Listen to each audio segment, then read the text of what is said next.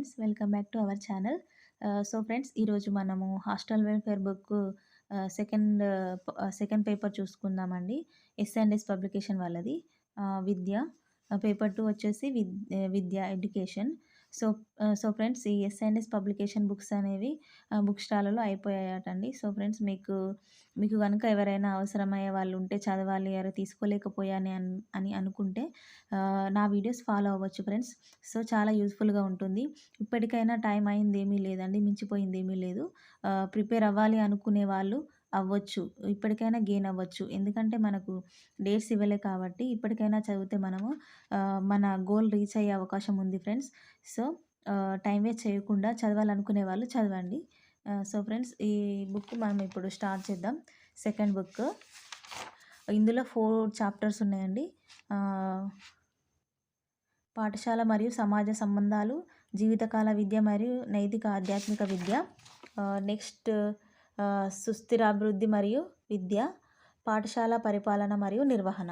So friends, 9th chapter వచ్చేసి పాఠశాల మరియు సమాజ సంబంధాలు. పాఠశాల మరియు సమాజం. పాఠశాల భావన.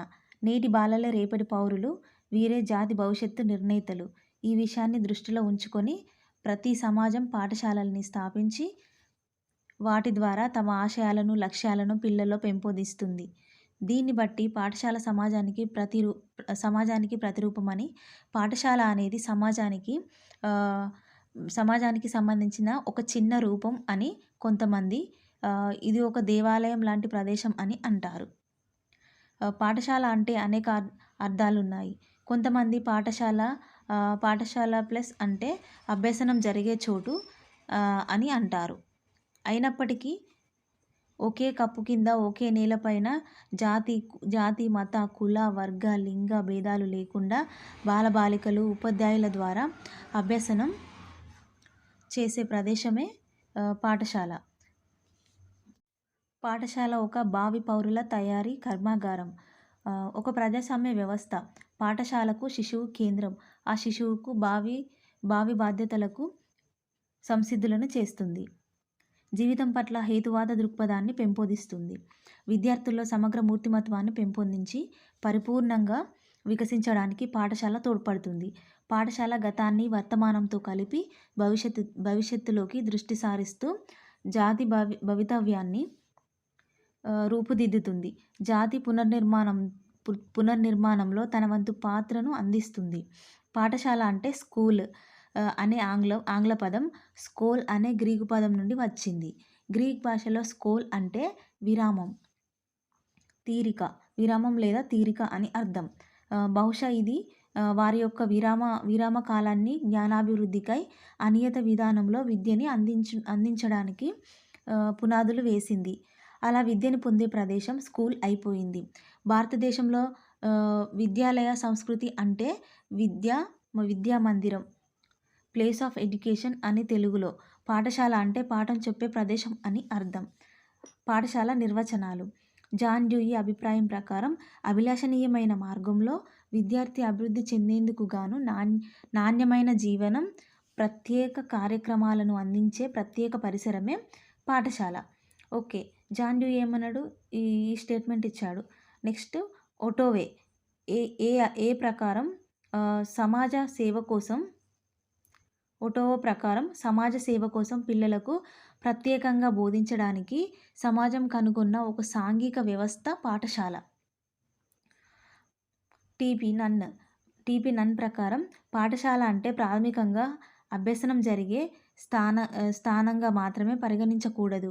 అది పిల్లలను విశాల ప్రపంచంలోని గొప్పదైన శాశ్వతమైన కొన్ని ప్రత్యేక కార్యక్రమాలను క్రమబద్ధీకరించే ప్రదేశం. సెయిడిన్ అభిప్రాయంలో పాఠశాల చురుకైన, శక్తివంతమైన జీవనానికి కేంద్రం. ఇది పిల్లలకు నచ్చే విధంగా సమాజంలోని మంచి, విలువైన వాస్తవ జీవితానుభవాలను ప్రత్యక్షంగా ప్రతిబింబింపచేస్తుంది. రిబర్న్ దృష్టిలో పాఠశాల అనేది ఒక సహకార సమాజం. అందులో అనేక సంస్థలు విద్యార్థుల శ్రేయస్సు కోసం ఒకదానికొకటి సహకరించుకుంటాయి. విద్యావేత్తల అభిప్రాయాలను పరిశీలిస్తే పాఠశాల కేవలం జ్ఞానాన్ని అందించే ప్రదేశం మాత్రమే కాకుండా ఇది జీవితపు అనుభవాల ప్రతుల ద్వారా పిల్లల్లో అవసరమైన జ్ఞానాన్ని, నైపుణ్యాలను, అభిరుచులను, అలవాట్లను, వైఖరులను పెంపొందింపజేసి వారిని భావి జీవితానికి సంసిద్ధపరిచే ఒక సాంఘిక వ్యవస్థ అని తెలుస్తుంది. నెక్స్ట్ పాఠశాల ఉద్దేశాలు, లక్ష్యాలు. పాఠశాల సమాజ ఆశయాలు, అవసరాలు నెరవేర్చాలంటే కొన్ని ప్రత్యేక ఉద్దేశాలు, లక్ష్యాలు కలిగి ఉండాలి. పాఠశాల బాలబాలికలను సత్పౌరులుగా తీర్చిదిద్ది వారి భావి భవితవ్యాన్ని సక్రమంగా నిర్దేశించుకునే విధంగా వారిని తయారు చేస్తుంది. పాఠశాల విద్యార్థుల సమగ్ర వికాసానికి పాటుపడుతూ వారిని క్రమశిక్షణ గల పౌరులుగా, సురక్షితులైన వృత్తి నైపుణ్యకారులుగా తయారు చేస్తుంది.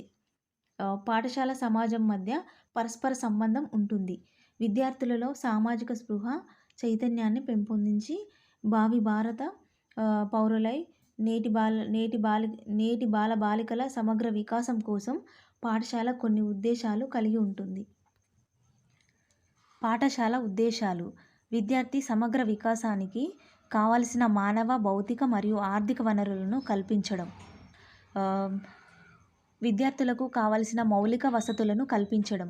విద్యార్థి ఎదుగుదలకు కావలసిన అవసరాలు గుర్తించి వాటిని అందించడం.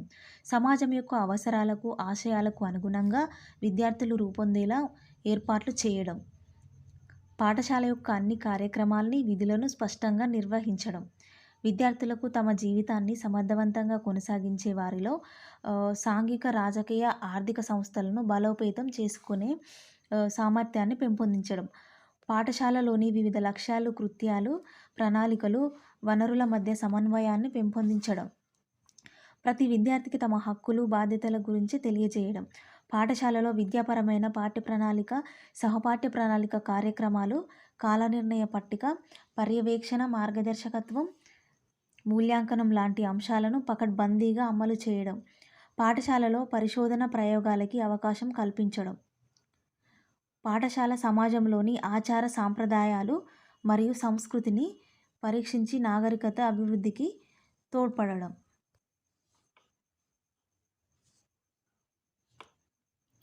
పాఠశాల అంతిమ ఉద్దేశం విద్యార్థికి సమర్థవంతమైన సాంఘిక జీవనాన్ని అందించడం.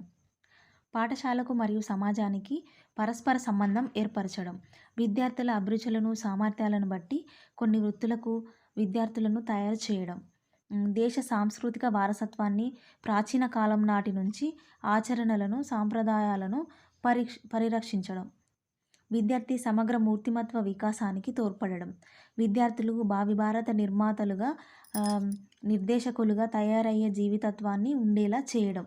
సో ఇవన్నీ పాఠశాల ఉద్దేశాలు అండి. నెక్స్ట్ పాఠశాల లక్ష్యాలు. పాఠశాల లక్ష్యాల నిర్వహణలో విద్యార్థులు, తల్లిదండ్రులు, సమాజం, ఉపాధ్యాయులు, అధికారులు తప్పనిసరి. వీరందరి సహకారంతో విద్యార్థుల్లో సమగ్ర వికాసం సాధించడానికి పాఠశాల కింది కోణాల్లో లక్ష్యాలను కలిగి ఉంటుంది. అవి: విద్యార్థుల్లో మంచి క్రమశిక్షణ, సమయపాలన, నిబద్ధతను పెంపొందించడం. విద్యార్థుల్లో సమయస్ఫూర్తి, నీతి, నిజాయితీ, మంచి శీల నిర్మాణానికి తోడ్పడడం. విద్యార్థుల మధ్య జాతి, మత, కుల, వర్గ వైషమ్యాలను రూపుమాపడం. మంచి సహకార, సమన్వయ మరియు సంఘీభావాలను పాదుకొల్పడం. విద్యార్థుల అభిరుచులు, సామర్థ్యాలకు అనుగుణంగా వారిలో వృత్తి నైపుణ్యాలను పెంపొందించడం.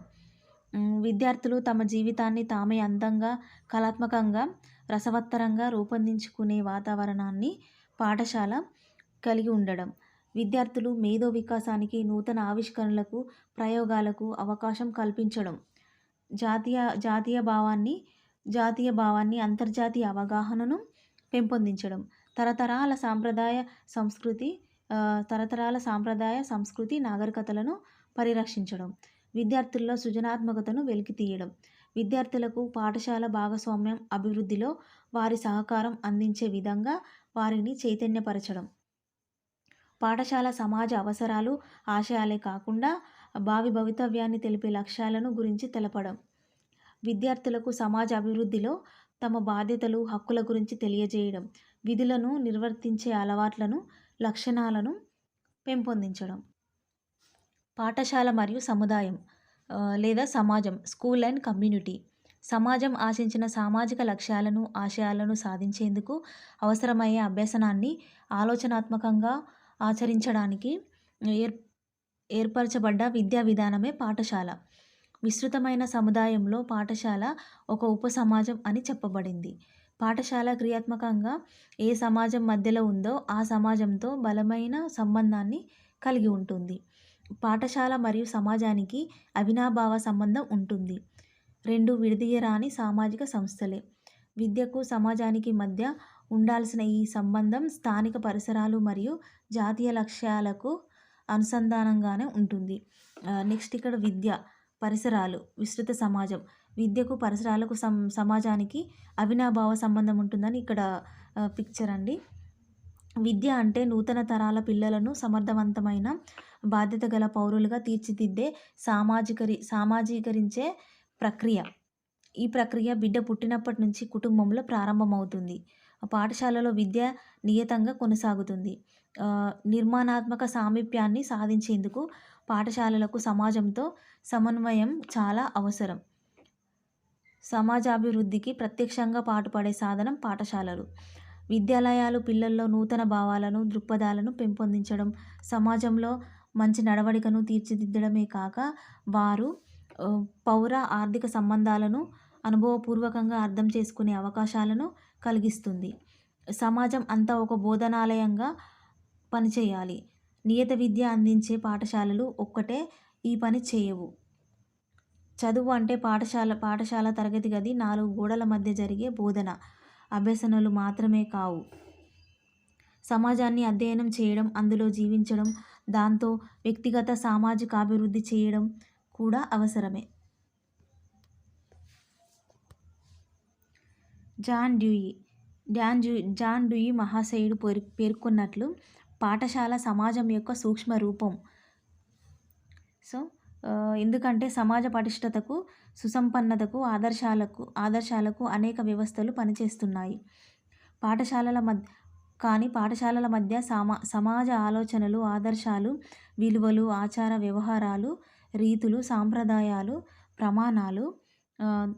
ప్రమాణాలు ఒక తరం నుంచి మరొక తరానికి అందించబడతాయి. పాఠశాల తన విద్యా కార్యక్రమాల ద్వారా ప్రజా జీవితాన్ని ప్రభావితం చేస్తుంది. సమాజాన్ని తీర్చిదిద్దడానికి వ్యక్తుల జీవిత విలువలను, నైతిక ఆదర్శాలను, ప్రవర్తనా నియమాలను పాఠశాల తీర్చిదిద్దుతుంది. అదేవిధంగా సమాజం పాఠశాలలను స్థాపించి, ధార్మిక సంస్థలను నెలకొల్పి, పనిచేసే ప్రభుత్వాలను ఎన్నుకొని తన సంక్షేమాన్ని కాంక్షిస్తుంది. ప్రస్తుత కాలంలో పాఠశాల ఒక ముఖ్యమైన విద్యా ఏజెన్సీగా చెప్పబడుతుంది. నేటి ఆధునిక పోకడలు, రోజురోజుకు అభివృద్ధి చెందుతున్న విజ్ఞానాన్ని మరియు సాంస్కృతిక అవసరాలను పాఠశాల సహకారం లేకుండా విద్యను అందజేయడం దాదాపు అసాధ్యమనే చెప్పాలి. ఆధునిక సమాజంలో శీఘ్రగతిన అభివృద్ధి చెందిన పారిశ్రామికీకరణ వల్ల శాస్త్ర సాంకేతిక అభివృద్ధి మరియు సామాజిక శాస్త్రాల సుసంపన్నత సమాజాన్ని సంక్లిష్టపరుస్తాయి. దాని ఫలితంగా పాఠశాలల ప్రాముఖ్యత పెరుగుతూ వస్తుంది. సో ఫ్రెండ్స్, నెక్స్ట్ రేపటి క్లాస్లో కంటిన్యూ చేస్తానండి. సో ఫ్రెండ్స్, వీడియోని లైక్ చేయండి, షేర్ చేయండి, సబ్స్క్రైబ్ చేయండి. మీరు కూడా నాతో ప్రిపేర్ అవ్వండి. Okay friends, all the best for your reading.